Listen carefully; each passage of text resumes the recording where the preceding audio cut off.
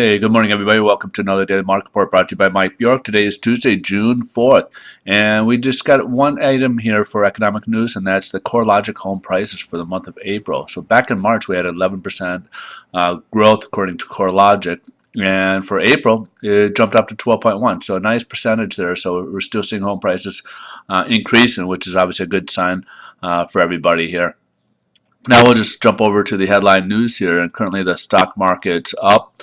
One item to note: yesterday, the Fed Lockhart member Lockhart spoke yesterday and was talking about how the Fed is basically dedicated towards the stimulus packages and stuff. So as a result, basically there was a rally in the stock market yesterday. So we'll jump over now to the bond market. Let's see what interest rates are going. And you see we had that nice little rally for ourselves with that long wick up above, even touching the 101 level, and then pulled way back, probably because the stock market, all that money drifted from the bond market back into the stock market after Lockhart kind of spoke yesterday. And then as a result, we're just kind of hanging down and touching the floor again, as we can see down towards the 101.22 level right now. So this 101 level has been pretty tough ombre to be able to break, and we've been testing this floor. So at some point, when you keep touching these, we're going to get to a point where it's going to break loose, either to create a new floor and ceiling, and which way it goes, it's going to be difficult in the short term. Long term, I do think we'll see some improvements. Short term, where things are going at, it's not exactly sure, or there's no really certainty as to which way it could go. As the stock market's been still kind of heating up a little bit.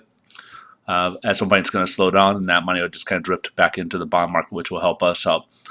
But in the meantime, be cautious here. If you don't have anything that needs to go immediately, I would say just kind of float along. But otherwise, just be cautious with these rates. Rates are a little bit have worsened today as a result, since we're down 19 base points from where we left off yesterday, or even actually 22 from where we left off yesterday. Now, also note, I won't be here for the rest of the week. This will be the last one for this week. We do have important numbers coming out this week with the job numbers, so be cautious this week. It could be very volatile. If the job numbers come in very weak, obviously that will help on the bonds.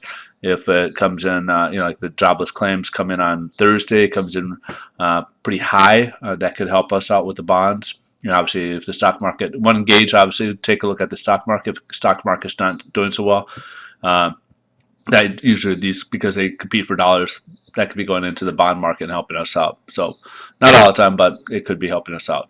But all right, folks, you guys have a wonderful week, and I will see you guys on Monday. Thanks for watching, and again, we'll hopefully get some better news here shortly. Have a great day. Bye.